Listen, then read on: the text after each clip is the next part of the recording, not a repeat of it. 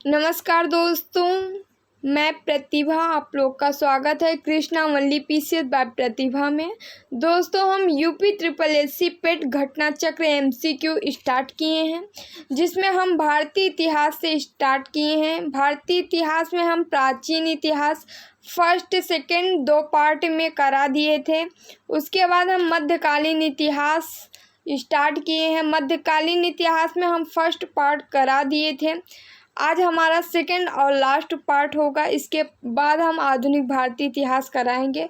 दोस्तों, आप लोग जो है वीडियो को लाइक एवं शेयर कर दिया करिए, और जो है चैनल सब्सक्राइब कर लीजिए न किए हो तो, ताकि नोटिफिकेशन आप तक पहुंच सके। यदि आप लोग को पीडीएफ चाहिए तो हमारे टेलीग्राम ग्रुप ज्वाइन कर लीजिए, वहां से आप लोग को पीडीएफ मिल जाएगी। टेलीग्राम का लिंक डिस्क्रिप्शन में मिल जाएगा। दोस्तों, आप लोग वीडियो पे कमेंट ज़रूर किया करिए। वीडियो आप लोग को अच्छा लगा, बुरा लगा, जैसा भी लगे आप कमेंट किया करिए। आपका कमेंट हम पढ़ते हैं, मुझे बहुत अच्छा लगता है। कल 2 लोगों ने कमेंट किया था, मुझे बहुत अच्छा लगा। उनका कुछ सुझाव था तो हम मानते हैं, तो हमें आशा है कि आप लोग भी हमें कमेंट करेंगे। चलिए हम स्टार्ट करते हैं। दोस्तों, हमारा फर्स्ट क्वेश्चन है, भारत में जहांगीर का शासनकाल क्या था? भारत में जहांगीर का शासनकाल क्या था? तो 1605 से 1627 ईस्वी तक था। एक्सप्लेन देखते हैं। भारत में जहांगीर का शासनकाल 1605 से 1627 ईस्वी तक था। वह अकबर के बाद दिल्ली की गद्दी पर बैठा। उसके बचपन का नाम क्या था? तो नूरुद्दीन मोहम्मद सलीम था। नूरुद्दीन मोहम्मद सलीम था। जहांगीर का बचपन का नाम नूरुद्दीन मोहम्मद सलीम था। नेक्स्ट क्वेश्चन है हमारा,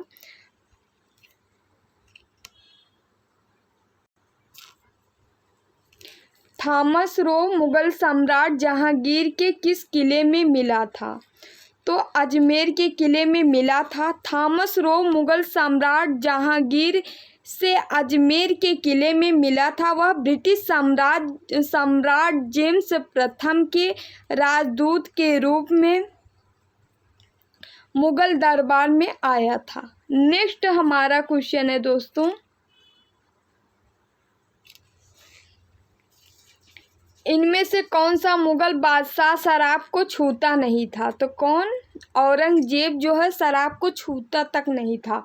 औरंगजेब का व्यक्तिगत जीवन आदर्श था। वह अपने आचार विचार पर कठोर नियंत्रण रखता था।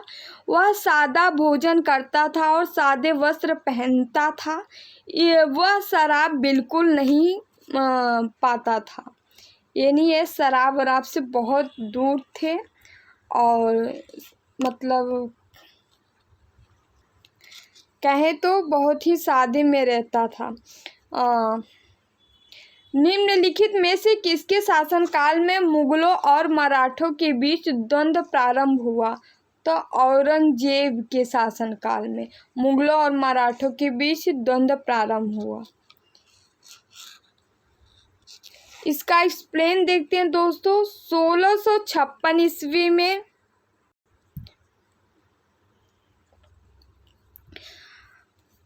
के शासनकाल में सर्वप्रथम शिवाजी के नेतृत्व में मराठों ने मुगल क्षेत्र पर आक्रमण किया, लेकिन मराठों एवं मुगलों के प्रत्यक्ष संघर्ष और औरंगजेब के शासनकाल में शुरू हुआ। 1665 ईस्वी में पुरंदर के युद्ध में शिवाजी की भिड़ंत मुगल सेनापति जयसिंह से हुई। आगे चलकर 1680 से 1707 ईस्वी तक मुगलों के खिलाफ मराठों का स्वतंत्रता संघर्ष चला। चलिए नेक्स्ट हमारा क्वेश्चन है दोस्तों,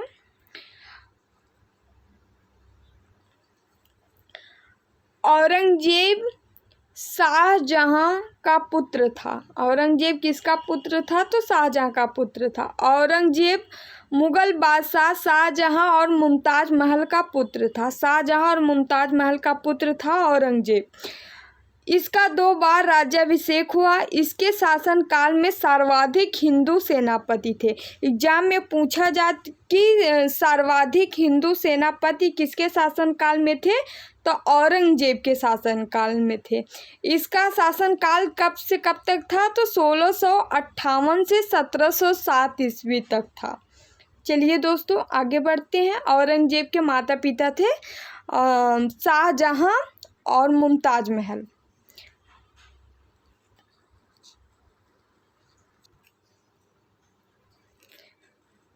ताजमहल के सुलेखक मतलब कैलीग्राफर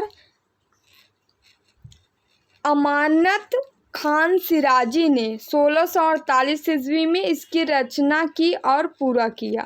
ताजमहल के सुलेखक कैलीग्राफर जिसे कहते हैं अमानत खान सिराजी ने 1648 ईस्वी में इसकी रचना और पूरा किया। चलिए नेक्स्ट इसका जो है एक्सप्लेन देखते हैं दोस्तों।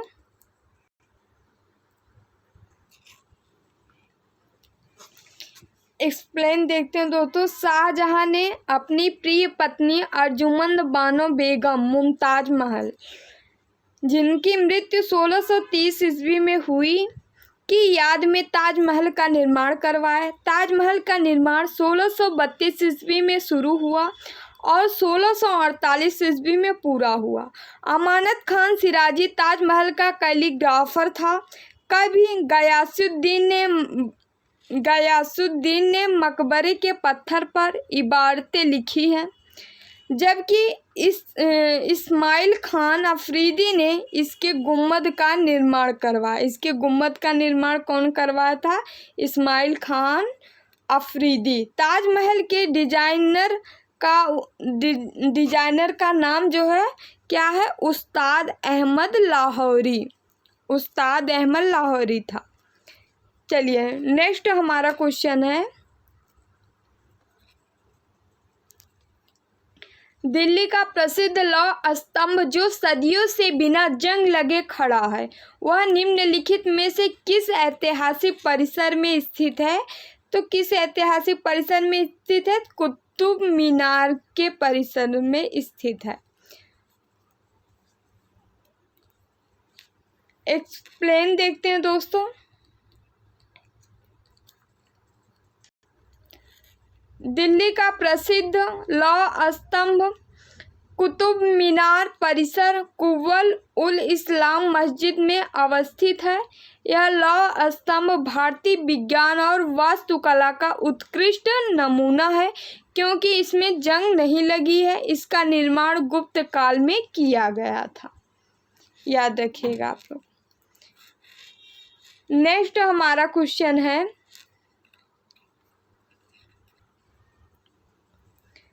बिहार राज्य के सासाराम शहर में निम्नलिखित में से किस प्राचीन सम्राट का मकबरा स्थित है? तो शेरशाह सूरी का मकबरा स्थित है। एक्सप्लेन देखते हैं दोस्तों। शेरशाह सूरी का मकबरा जो है बिहार के सासाराम नामक स्थान पर एक तालाब के बीच ऊंचे चबूतरे पर बना है। यह आकार एवं गौरव दोनों दृष्टियों से भारतीय इस्लामिक निर्माण कला का सम्मिश्रण प्रदर्शित करता है। नेक्स्ट हमारा क्वेश्चन है, प्रसिद्ध चित्रकार मीर सैयद अली चित्रकारी हेतु किस मुगल शासक के सहयोगी थे? तो किसके सहयोगी थे? हुमायूं के। व्याख्या देख लेते हैं। प्रसिद्ध फारसी चित्रकार मीर सैयद अली मुगल शासक हुमायूं के सहयोगी थे। इसने अब्दुर्रस्मद के साथ मिलकर मुगल चित्रकला की नींव रखी। किसके साथ मिलकर? तो अब्दुस्मद के साथ मिलकर। प्रसिद्ध विश्व मोर सिंहासन का निर्माण और उसके लाल किले में स्थापना निम्न में से किस मुगल शासक ने की थी? तो किसने? शाहजहां ने की थी, शाहजहां ने। एक्सप्लेन देखते हैं दोस्तों। शाहजहां ने 1648 ईस्वी में दिल्ली शाहजहानाबाद में एक चतुर्भुज आकार का किला बनवाया था, जो लाल बलुआ पत्थर से निर्मित होने के कारण लाल किले के नाम से प्रसिद्ध हुआ। इसी किले के दीवाने आम के पीछे दीवार में बना एक कोष्ठ जहां पर विश्व प्रसिद्ध तख्ते ताउस रखा जाता था, जिसे मयूर सिंहासन, मोर सिंहासन कहा जाता था। चलिए नेक्स्ट हमारा क्वेश्चन है, दिल्ली में कुतुब मीनार दुनिया की सबसे ऊंची ईंट की बनी, दुनिया की सबसे ऊंची किससे बनी है? ईंट की बनी है। इनमें से कौन से राजा ने इसके निर्माण में योगदान नहीं दिया? पूछा है किसने योगदान नहीं दिया था। तो देखिए, हाँ, फिरोज शाह तुगलक ने योगदान दिए थे। कुतुबुद्दीन ऐबक जो है निर्माण में योगदान दिए थे, और इल्तुतमिश भी निर्माण में योगदान दिए थे। यही सी जो ऑप्शन है यही रॉन्ग है, गलत है, क्योंकि अलाउद्दीन खिलजी ने निर्माण में योगदान नहीं दिए। कुतुब मीनार के निर्माण में, कुतुब मीनार के निर्माण में अलाउद्दीन खिलजी जो है योगदान नहीं दिए थे। चलिए दोस्तों, दिल्ली में स्थित कुतुब मीनार का निर्माण कुतुबुद्दीन ऐबक ने आरंभ करवाया और सुल्तान इल्तुतमिश के कार्यकाल में इसका निर्माण कार्य पूर्ण हुआ। किसके कार्यकाल में? तो सुल्तान इल्तुतमिश के कार्यकाल में इसका निर्माण कार्य पूरा हुआ है। फिरोज शाह तुगलक के शासनकाल में बिजली गिरने से इसकी चौथी मंजिला क्षतिग्रस्त हो गया। किसके शासनकाल में? फिरोज शाह के शासनकाल में वो क्षतिग्रस्त हो गई थी। अतः फिरोज शाह ने उसे तुड़वाकर उसके स्थान पर 2 मंजिलों का निर्माण करवाया। मतलब चौथा मंजिला जो है बिजली से क्षतिग्रस्त होके डैमेज हो गई थी, तो फिरोज शाह तुगलक जो है उसकी जगह पे 2 और मंजिला बनवा दिए।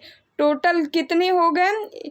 तो 4 के, मतलब चौथा तो क्षतिग्रस्त ही हुआ, तो 1 ना बनवा के 2 बनवा दिए, 5 हो गए। इस प्रकार कुतुब मीनार 4 मंजिले के स्थान पर 5 मंजिलें बन गई, जो आज भी विद्यमान है। स्पष्ट है कि कुतुब मीनार के निर्माण में अलाउद्दीन खिलजी का कोई योगदान नहीं है।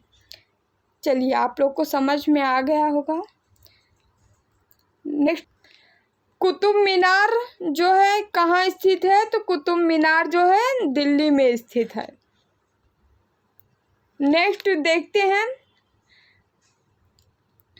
पंचमहल किस में स्थित है? पंचमहल किस में स्थित है? तो फतेहपुर सीकरी में, फतेहपुर सीकरी में।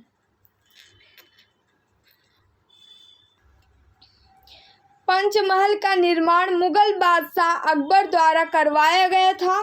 यह इमारत फतेहपुर सीकरी किले की सबसे ऊंची इमारत है। पिरामिड आकार में बने पंचमहल को हवा महल भी कहा जाता है। मुगल बादशाह अकबर के इस निर्माण कार्य में बौद्ध विहारों एवं हिंदू धर्म का प्रभाव स्पष्टतः दिखाई पड़ता है। पंचमहल को पत्थर में स्वप्न नामक उपनाम से संबोधित किया जाता है। चलिए, अगला क्वेश्चन है हमारा, निम्नलिखित में से किस मुगल सम्राट द्वारा आगरा के किले का निर्माण किया गया था? किसके द्वारा? तो अकबर के द्वारा आगरा के किले का निर्माण किया गया था। एक्सप्लेन देखते हैं। आगरा के किले का निर्माण मुगल सम्राट अकबर के द्वारा कराया गया। अकबर ने अपने शासनकाल में दीवाने-ए-आम, दीवाने-ए-खास, पंचमहल, खास महल, तुर्की सुल्तान की कोठी, जोधाबाई का महल आदि इमारतों का निर्माण फतेहपुर सीकरी में करवाया। इम्पोर्टेंट है, इसलिए आप लोग इसे ध्यान से देख लीजिए, सुन तो रहे ही हैं। दिल्ली स्थित प्रसिद्ध हुमायूं के मकबरे का वास्तुकार कौन था? तो कौन था? मिराक मिर्जा घियात थे। कौन थे? मिराक मिर्जा घियात थे। मिराक मिर्जा घियात।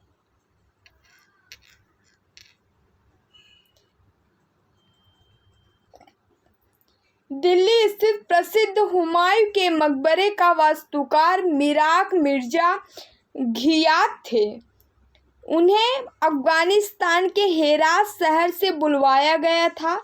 यह मकबरा हुमायूं की विधवा बेगम हमीदा बानो ने बनवाया था। यह चारबाग शैली में बना है। वर्ष किस शैली में बना है? तो चारबाग शैली में, याद रखिएगा आप लोग। वर्ष 1993 में इसे यूनेस्को द्वारा विश्व धरोहर स्थल घोषित किया गया। 1993 में यूनेस्को द्वारा विश्व धरोहर स्थल में इसे धरोहर स्थल घोषित किया गया है। नेक्स्ट हमारा क्वेश्चन है, मुगल वंश के पहले सम्राट बाबर ने अपनी देसी भाषा चगताई तुर्की में अपनी आत्मकथा लिखी। इस पुस्तक का नाम क्या है? तो क्या है? बाबरनामा है। बाबरनामा है। चलिए व्याख्या देख लेते हैं। मुगल साम्राज्य की आधारशिला रखने वाले जहीरुद्दीन मोहम्मद बाबर ने अपनी जीवन संबंधी घटनाओं को एक ग्रंथ में स्वयं ही लिखा था। इसे तुजुक-ए बाबरी या बाबरनामा कहते हैं। यह किताब तुर्की भाषा में लिखी गई थी। अगला क्वेश्चन है हमारा, आइन ए अकबरी किसने लिखा था? तो अबुल फजल ने।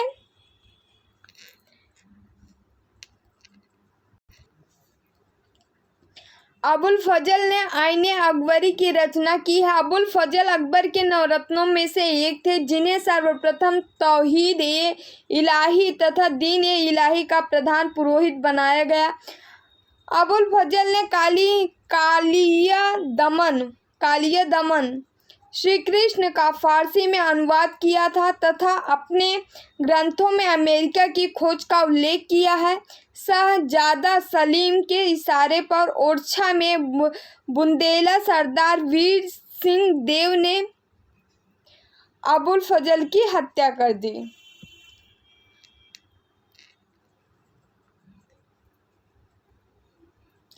तारीख़-ए-फ़िरोज़शाही के लेखक कौन है? तो जियाउद्दीन बरनी है। तारीख़-ए-फ़िरोज़शाही के लेखक जियाउद्दीन बरनी है।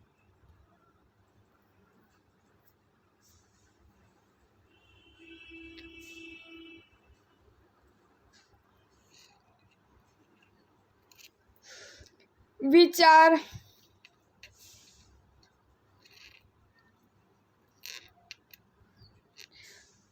जियाउद्दीन बरनी एक इतिहासकार एवं राजनीतिक विचारक था, जो मोहम्मद बिन तुगलक और फिरोज शाह के शासनकाल में भारत में रहा। तारीख़-ए-फ़िरोज़शाही उसकी प्रसिद्ध ऐतिहासिक कृति है।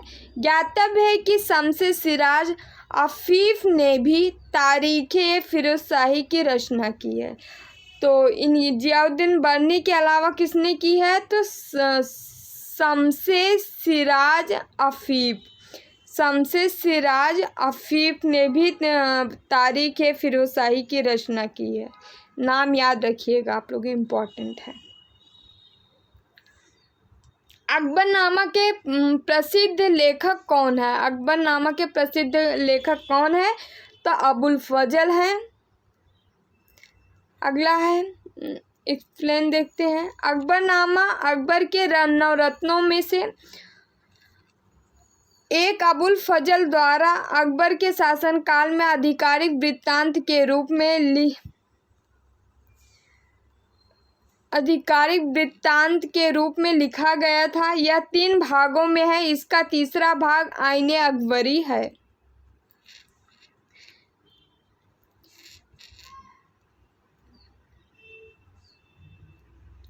निम्नलिखित में से कौन सा सुमेलित नहीं है? तो बाबरनामा जो है किसकी है? बाबर की है। शाहजहांनामा मोहम्मद ताहिर की है। बाबरनामा बाबर की है। शाहजहांनामा जो है मोहम्मद ताहिर की है। तुजुक बाबरी जो है जहांगीर की है। और हुमायूंनामा जो है हुमायूं की नहीं, गुलबदन बेगम द्वारा लिखी गई थी।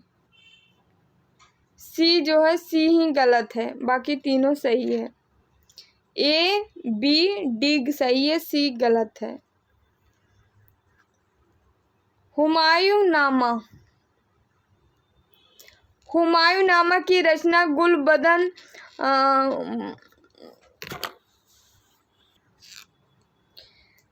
हुमायूंनामा की रचना मुगल बादशाह हुमायूं की बहन गुलबदन बेगम द्वारा की गई, जिसमें बाबर एवं हुमायूं के जीवन एवं उपलब्धियों का विवरण है। तुजुक बाबरी जहांगीर द्वारा रचित उसकी आत्मकथा है। बाबरनामा की रचना बाबर ने तुर्की में की थी। शाहजहांनामा के लेखक मोहम्मद ताहिर है। इनायत खां भी इन्हें लोग कहते थे।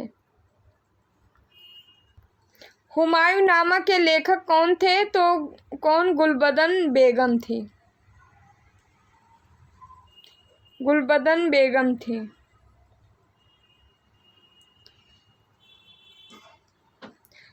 वह कौन सा स्थान है जहां अंतिम मुगल सम्राट बहादुर शाह जफर की मृत्यु हुई थी? तो रंगून में मृत्यु हुई थी बहादुर शाह जफर की।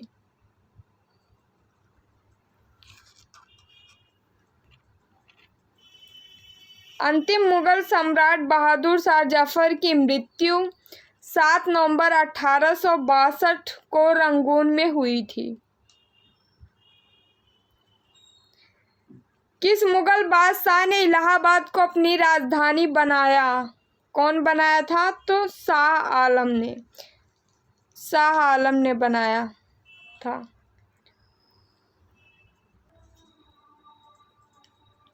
1761 ईस्वी में मुगल सम्राट शाह आलम, इसे अली गौहर भी कहा गया है।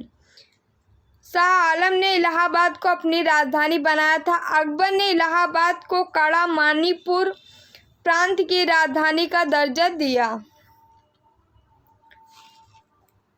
निम्नलिखित में से कौन अवध का प्रथम नवाब था? तो कौन था? शहादत खां था अवध का प्रथम नवाब।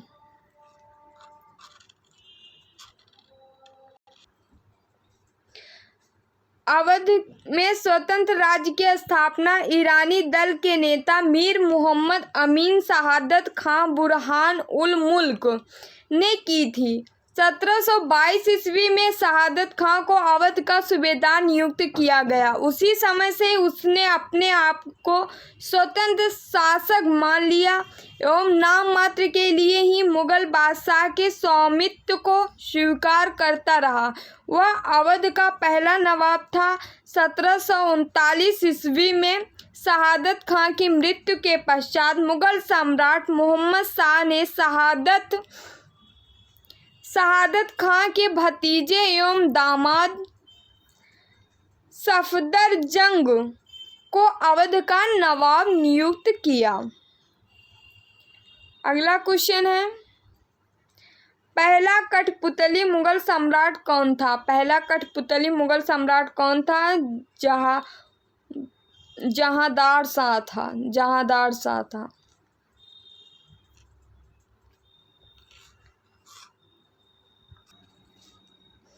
बहादुर शाह प्रथम के पश्चात जुल्फिकार खान नामक सामंत की सहायता से जहांदार शाह 1712 से 1713 ईस्वी शासक बना। कब से कब तक था जहांदार शाह शासनकाल? तो 1712 से 1713 ईस्वी तक ही था। उसके शासनकाल में प्रशासन वास्तव में ही जुल्फिकार खां के हाथों में ही था, जो कि वजीर बन गया था। जहांदार शाह एक कमजोर एवं पतित शहजादा था। नेक्स्ट देखते हैं, मुगल काल में पुलिस बल के मुखिया को क्या कहा जाता था? तो पुलिस बल के मुखिया को कोतवाल कहा जाता था। एक्सप्लेन देखते हैं।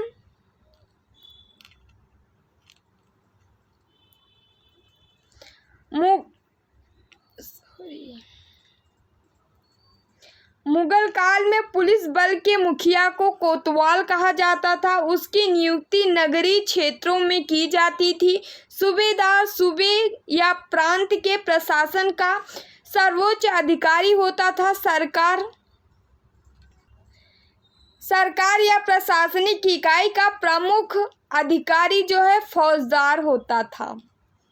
चलिए अगला क्वेश्चन देखते हैं।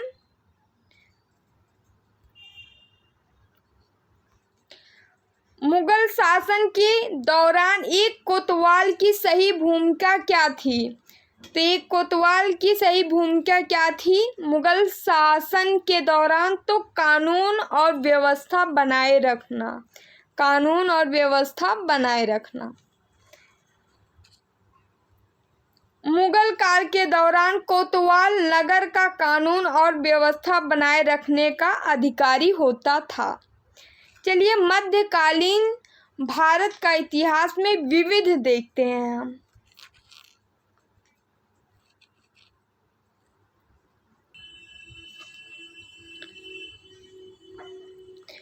वर्ष डैश डैश डैश में गोविंद सिंह ने बैसाखी दिवस को आनंदपुर साहिब में सिखों की सामान्य बैठक बुलाई थी तथा खालसा अथवा पवित्र खालसा की नींव रखी थी। तो कब बुलाई थी? तो भाई रियल में जो है तो 1699 में बुलाई थी।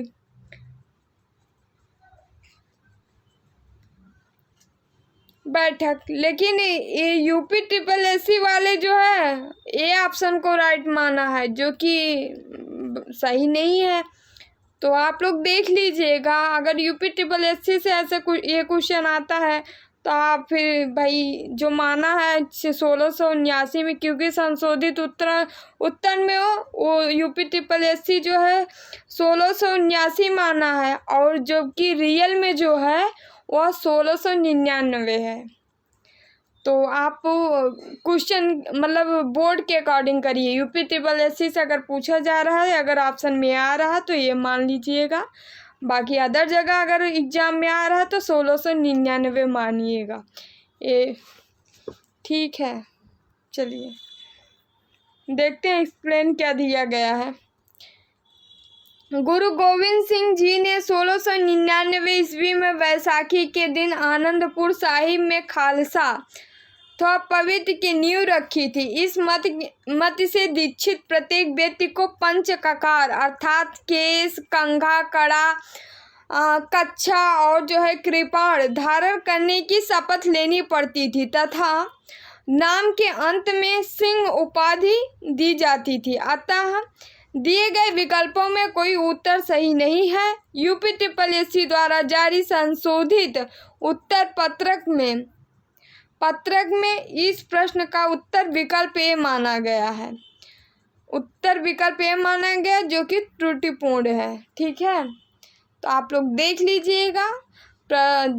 जैसे यूपी ट्रिपल एससी में पूछा जा रहा है, अगर ये क्वेश्चन आ रहा है तो इसको मारिएगा। अदर जगह आ रहा है तो 1699 डालिएगा।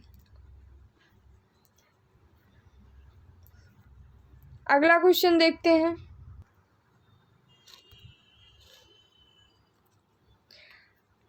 सूची 1 को सूची 2 में सम्मिलित कीजिए और सूचियों के नीचे दिए गए कोड का प्रयोग करिए, सही उत्तर चुनिए। युद्ध और वर्ष दिया गया है तो देख लेते हैं हम। तो पानीपत का प्रथम युद्ध कब हुआ था भाई? तो 1526 में हुआ था पानीपत का प्रथम युद्ध। दूसरा जो है प्लासी का युद्ध कब हुआ था? प्लासी का युद्ध जो है हमारा 1757 में हुआ था। प्लासी का युद्ध 1757 में हुआ था। उसके बाद जो है हल्दी घाटी का युद्ध जो है कब हुआ था?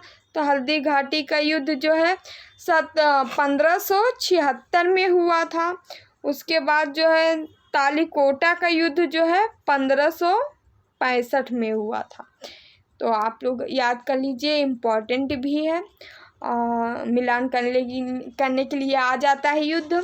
प्लासी का युद्ध जो है 1757 रहा है और पानीपत का युद्ध 1526 रहा है। हल्दी घाटी का जो है 1576 रहा है। तालीकोटा का 1565। ये हमारा सही है, ये हमारा राइट आंसर है। चलिए आगे बढ़ते हैं, एक्सप्लेन देखते हैं।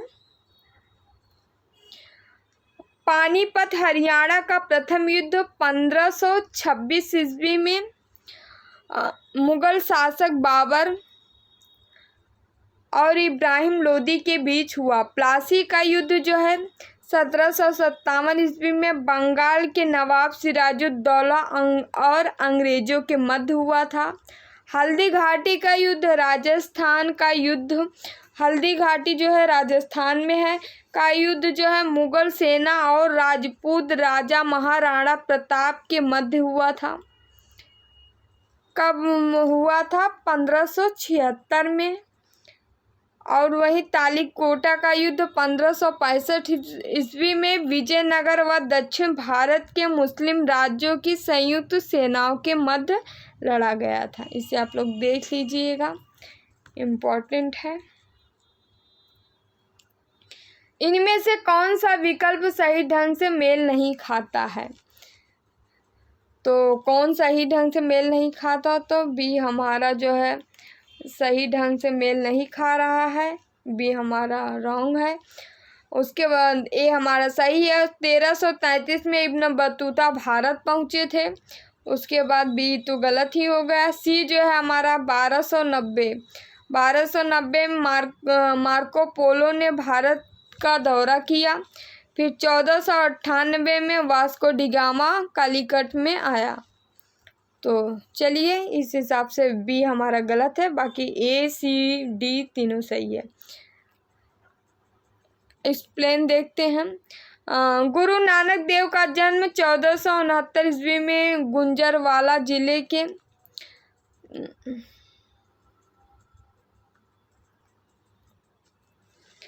गुर्जावाला जिले के तलवंडी नामक ग्राम में हुआ था। वह पंजाब के खत्री परिवार से संबंधित थे। इन्होंने निराकार ईश्वर का प्रतिपादन किया, जिसे उन्होंने अकाल पुरुष की संज्ञा दी। अन्य सभी विकल्प सही सुमेलित है। चलिए आगे बढ़ते हैं। भक्ति आंदोलन को उत्तर भारत में लाने का श्रेय इनमें से किसका है?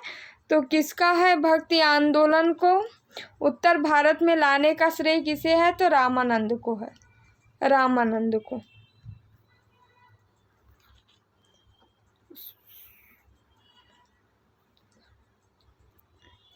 उत्तर भारत में भक्ति आंदोलन को प्रारंभ करने का श्रेय रामानंद को है। वह रामानुजाचार्य के शिष्य थे।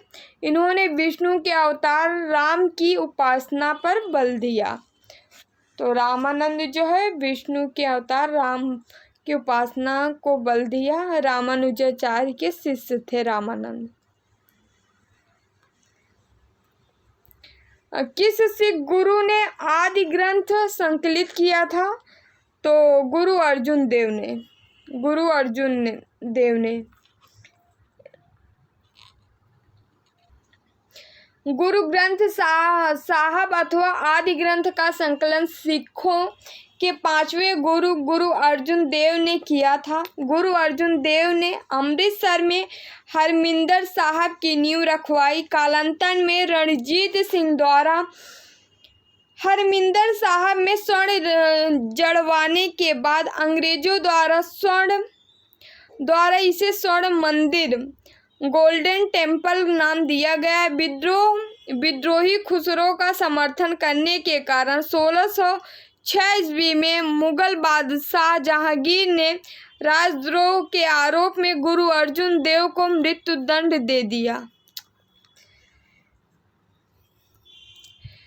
10वें या आखिरी सिख गुरु कौन थे? तो गुरु गोविंद सिंह थे। 10वें आखिरी गुरु कौन थे? 10वें आखिरी सिख गुरु कौन थे? गुरु गोविंद सिंह थे।